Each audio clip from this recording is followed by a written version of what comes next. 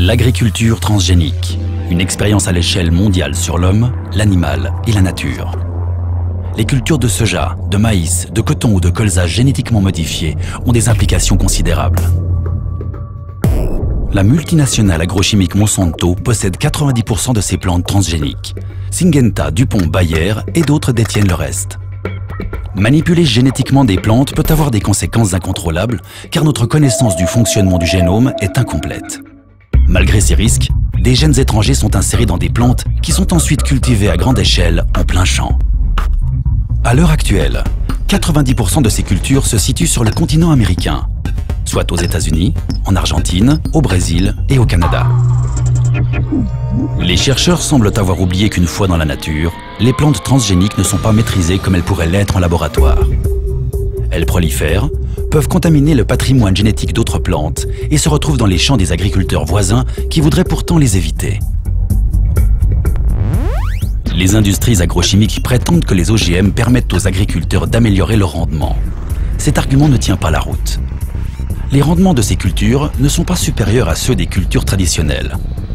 De plus, les agriculteurs doivent racheter chaque année de coûteuses semences OGM brevetées, ce qui les rend totalement dépendants des multinationales semencières.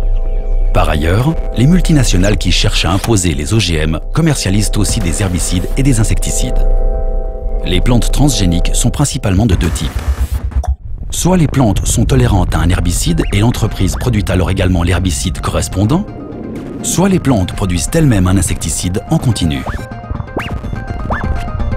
Dans un cas comme dans l'autre, le procédé n'élimine pas seulement les mauvaises herbes ou les parasites, mais aussi des organismes vivants nécessaires aux cultures.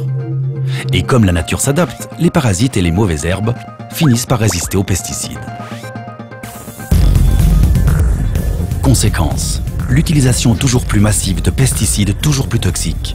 Des répercussions particulièrement graves sont observables lors de monocultures. En Amérique du Sud, par exemple, la forêt tropicale et les paysages naturels sont détruits jour après jour au profit du développement des monocultures d'OGM et de pâturage pour l'élevage bovin.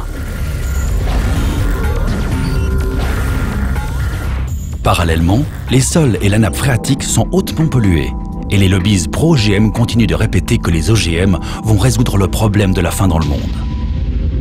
Les OGM ne sont pas la solution. Nous produisons assez de nourriture, mais sa répartition n'est pas équitable. La vérité, c'est que les cultures d'OGM sont surtout utilisées pour nourrir les animaux d'élevage. Et elles finissent dans nos supermarchés sous forme de viande, d'œufs ou de produits laitiers.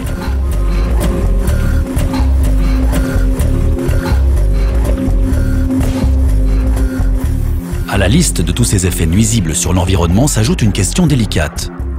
Quels sont les effets des organismes génétiquement modifiés sur la santé humaine et animale?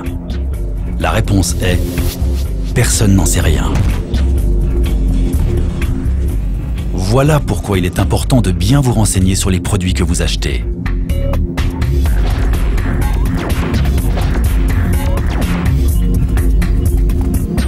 Informez-vous et impliquez-vous, car notre Terre n'est pas un laboratoire.